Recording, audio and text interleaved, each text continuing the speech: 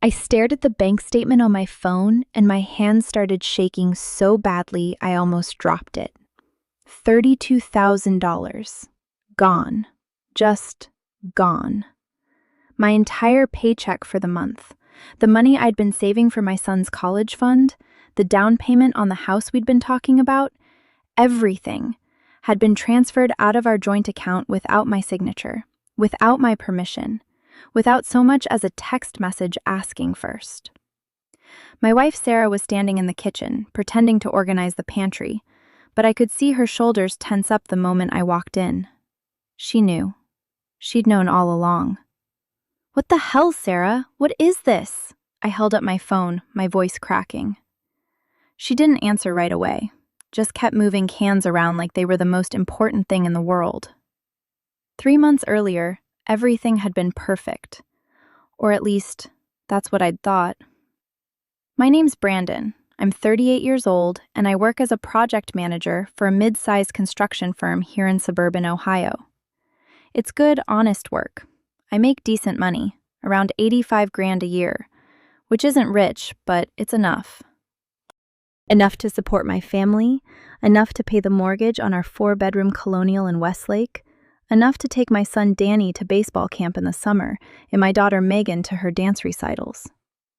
Sarah and I had been married for 12 years. We met in college, got engaged after 3 years of dating, had a small wedding at her parents' country club. She's a part-time dental hygienist, works 2 days a week at a practice in downtown Cleveland. She makes maybe $16,000 a year, but she's never really cared about money. Or so I thought. She always said she loved having the flexibility to be home with the kids. Danny was 10, Megan was 8. They were good kids, not perfect, but good. They did their homework without too much nagging. They weren't glued to their phones all day. They still wanted to hang out with their parents on weekends. I felt lucky. I felt like I'd built something real, something solid. The house was a fixer-upper when we bought it 5 years ago, but I'd been slowly renovating it. New kitchen 2 years back, redid the master bath last summer. The back deck was my current project. I was about halfway through building it myself, spending my weekends out there with a level and a nail gun, listening to podcasts. Sarah would bring me lemonade sometimes. We'd sit together and watch the sun go down. Those were good moments. Her mother, Linda, lived about 20 minutes away in a bigger house in Shaker Heights. Linda had money, old money, from her father's real estate business. She'd always been the kind of mother-in-law who meant well, but had opinions about everything. How we disciplined the kids, how often we should visit, how much time Sarah spent working, how much time she spent with her. But in the last few months, Linda had started coming around more. Every week, sometimes twice a week, she'd bring groceries, she'd offer to pick up the kids from school, she'd suggest we go to brunch together. Sarah seemed happier about it than usual. I remember thinking it was nice, actually. I figured maybe they were just getting closer. I should have paid more attention. I should have noticed the little things. The way Sarah's phone would buzz, and she'd glance at it quickly before putting it face down. The way she'd disappear into the bedroom to take calls with Linda, closing the door behind her. The way she started asking me detailed questions about our finances, not in a suspicious way, just curious. How much did you get paid this month? When's the next paycheck coming? How much do we have in savings? I'd answered honestly. I didn't see any reason not to. We were partners, or at least I thought we were. The day I saw the first transfer, I almost didn't notice it. I was checking my balance to see if a client's payment had gone through, and there it was, a wire transfer to something called Westlake Family Trust for $12,000. The date was 3 weeks ago. My stomach dropped. I called Sarah immediately. She was at work, at the dental office, and I could hear the suction machine in the background, the faint sound of Dr. Matthews' voice. "Hey babe, I'm with a patient. Can I call you back?" "No, this can't wait. What's the Westlake Family Trust?" There was a pause, a long pause.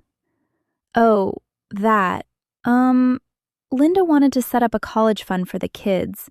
She thought, Sarah, that's our money, our joint account. You can't just transfer it out without asking me. I know. I should have told you. Linda said she'd help manage it, and I thought it would be safer if... Safer? What the hell are you talking about? It's our account. She promised me it was a one-time thing. She promised me she'd talk to Linda about it. She promised me she should have asked first, and she was sorry, and it wouldn't happen again. I wanted to believe her. I really did. But then, 2 weeks later, another transfer. $15,000. Same account. That's when I started asking real questions. Sarah broke down in the kitchen, right there by the refrigerator with the magnetic grocery list on it. She told me everything. Linda had convinced her that I wasn't managing our money properly. Linda had told her that most of the assets should be in Sarah's name or in trust for the children. For protection, she'd said.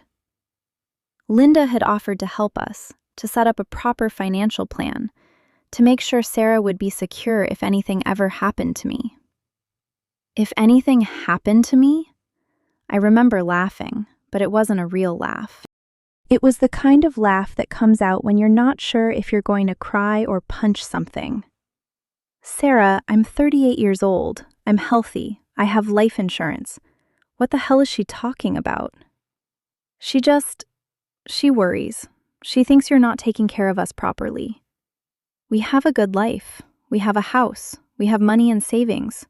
What more does she want? Sarah couldn't answer that. She just stood there, tears running down her face. And I realized something had shifted between us. Something fundamental. She'd gone behind my back. She'd let her mother convince her that I was some kind of financial threat to my own family. And that was just the beginning of how badly everything was about to fall apart. I called my divorce attorney, Marcus Chen, the next morning. He listened to everything: the transfers, the joint account, Sarah's breakdown in the kitchen, Linda's financial manipulation scheme. When I finished, there was a long silence on the other end of the line. Do you have documentation of all the transfers? He asked. Yeah, I printed them all out last night. $32,000 total. All going to this Westlake Family Trust account that I didn't even know existed until 3 weeks ago. Good, that's good. Here's what we're going to do. First, I'm going to send Sarah a cease and desist letter regarding any further transfers without your written consent. Second, we need to freeze that joint account immediately. I'll file the paperwork today. Third, we need to find out exactly who has access to this trust account and what the legal structure actually is. I felt something shift in my chest. This was really happening. My marriage was actually ending. The papers arrived at our house on a Tuesday afternoon. Sarah found them in the mailbox and just stood there, holding the envelope like it might bite her. I was in the garage, pretending to work on the deck, but I could see her through the window. She sank down onto the front step and started crying. I didn't go to her. That was the moment I knew for sure it was over. The next week was the worst of my life. Sarah moved into her mother's house in Shaker Heights. She took Danny and Megan with her, and that was the part that nearly destroyed me. I'd get to see them on weekends, Marcus said, but for now, he was filing for temporary custody to be decided by the court. Sarah's attorney, a sharp woman named Victoria Reeves, who Linda had obviously paid for, was arguing that she was the primary caregiver and that the children should stay with her for stability. I spent my nights alone in the house we'd built together, staring at the half-finished deck in the backyard. Every nail I'd driven into that wood felt like a nail in my own coffin. But I also started investigating. I hired a forensic accountant named Robert Kaminsky, who went through every single transaction tied to that joint account for the past 3 years. What he found made my blood run cold. Linda hadn't just been moving money around. She'd been planning this for months. There were deposits from her own accounts into Sarah's name. Small ones, $500 here, $1,000 there. She was building a paper trail that made it look like Sarah had her own money, her own assets, separate from mine. And those transfers to the Westlake Family Trust? Robert found the trust documents. Linda was the trustee. Linda controlled it. Sarah had signed away rights to money that was supposed to be for Danny and Megan, and Linda had absolute control over how it was spent. "This is elder financial abuse tactics," Robert told me, sitting across from my kitchen table with his laptop and folders spread out in front of him. "Except it's not an elder. It's a woman being manipulated by her mother. The goal here is to make it look like you're the financial threat and Linda is the protector. Can we prove that to a judge?" I asked. "We can try, but you're going to need more than just the transfers. You're going to need testimony. Someone who can say they heard Linda coaching Sarah about this, or saw her filling out the documents, or something that shows intent and manipulation." I thought about that. Who would know? Sarah wouldn't testify against her own mother. Linda certainly wouldn't. The only other person who spent significant time with both of them was Sarah's sister, Jennifer.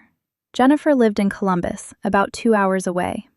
She and Sarah had always been close, but in the last year, Jennifer had started distancing herself from her mother. I'd overheard Sarah on the phone with her once, Jennifer saying something like, "Mom's being controlling again," but I hadn't thought much of it at the time. I found Jennifer's number in an old Christmas card and called her on a Friday afternoon. "Brandon? Hey, wow, it's been a while," she said. She sounded surprised, but not unfriendly. "I know, I'm sorry to just call out of the blue, but I need to talk to you about something, about your mom and Sarah." There was a pause. "What about them? Did you know about the money? The trust account?" Another pause, longer this time. "Yeah, I knew about it. Sarah told me Mom wanted to set it up. I told her it was a bad idea, actually. I told her she shouldn't do it without asking you first, but she wouldn't listen. She said Mom knew what she was doing and that it was for protection." My heart started racing. "Jennifer, would you be willing to tell that to my attorney? In writing, or even in court if it came to that?" "Brandon, I don't want to get involved in your guys' divorce. That's between you and Sarah." "I understand, but this isn't just about Sarah and me. It's about Danny and Megan. Linda has control over money that's supposed to be for them, and she manipulated Sarah into signing away rights to it. Don't you think that matters?" I heard Jennifer take a breath. "Let me think about it, okay? I'll call you back." She called back 3 days later. "I'll do it," she said. "But I want to talk to Sarah first. I want her to know that I'm not doing this to hurt her, but because I think Mom went too far." That conversation apparently went badly. Sarah told Jennifer that she was choosing sides, that she was betraying the family, that Linda had only been trying to help. But Jennifer submitted a written statement to my attorney anyway, detailing everything she knew about Linda's involvement in setting up the trust and her repeated suggestions that Sarah needed to protect her assets from me. Linda's response was nuclear.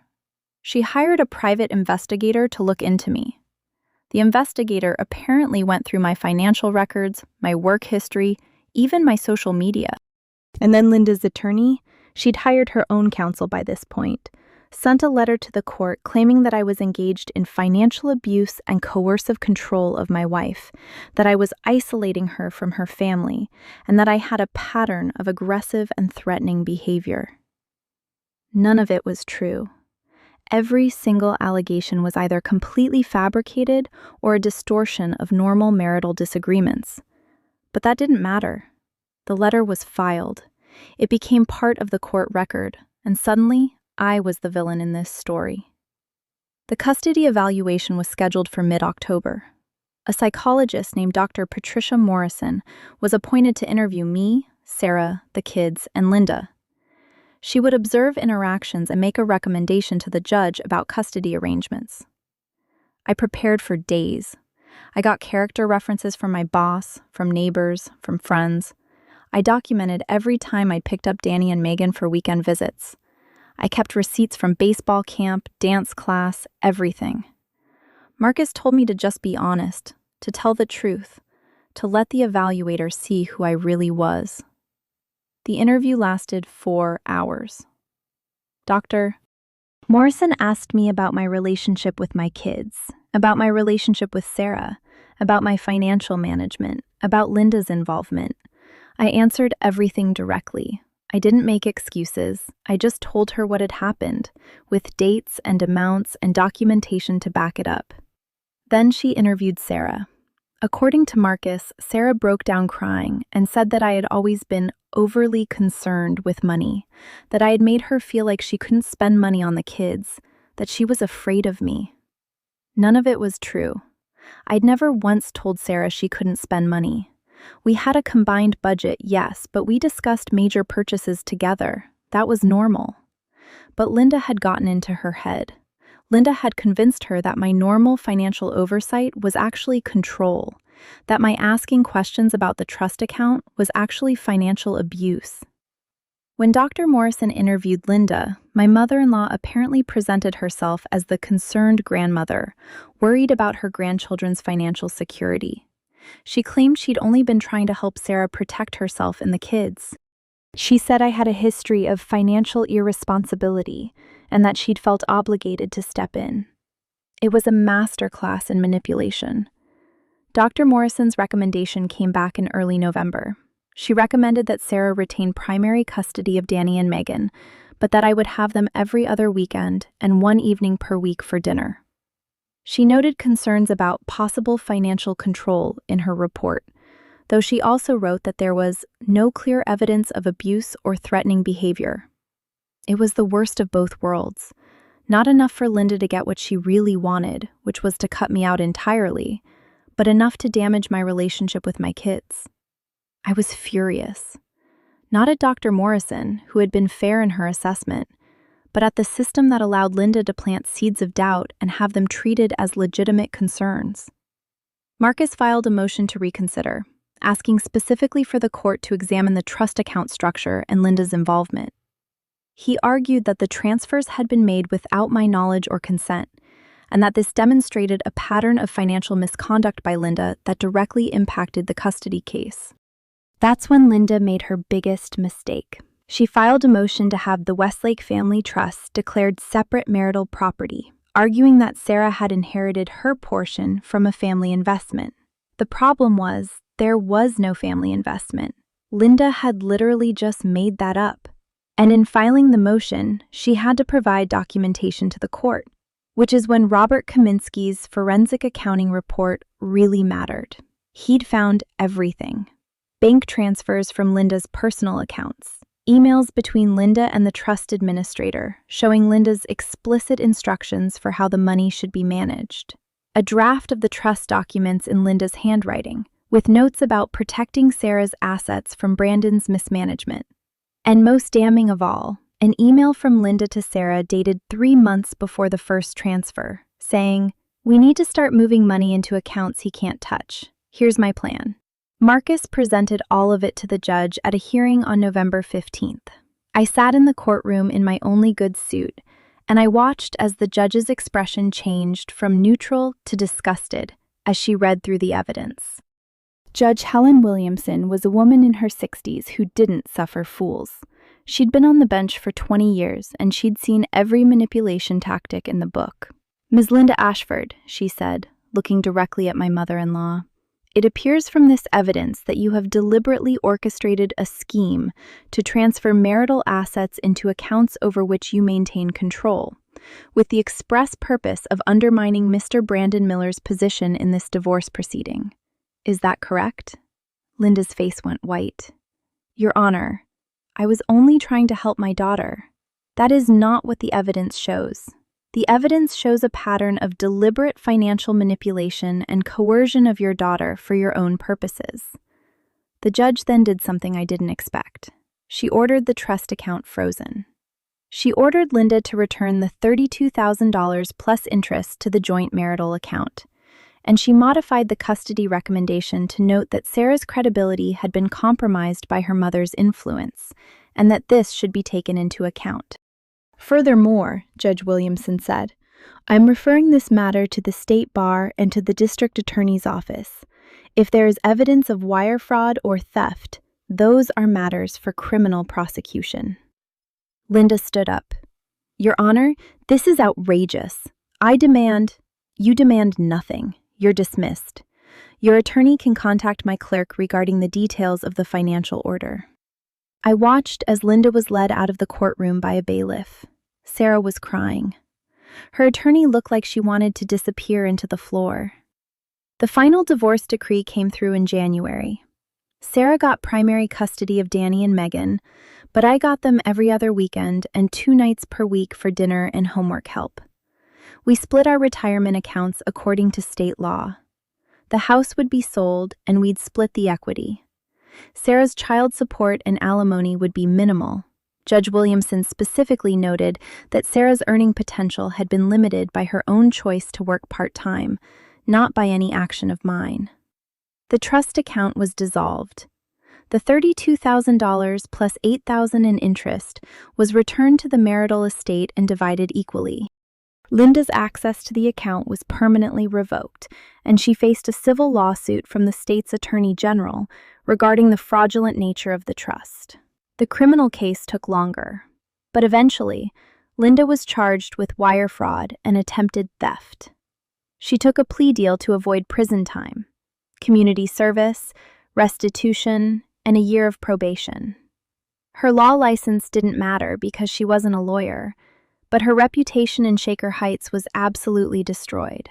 Sarah and I went to mediation with a family therapist. It was painful, but it was necessary. She finally admitted that she'd known on some level that what Linda was doing was wrong, but she'd been afraid.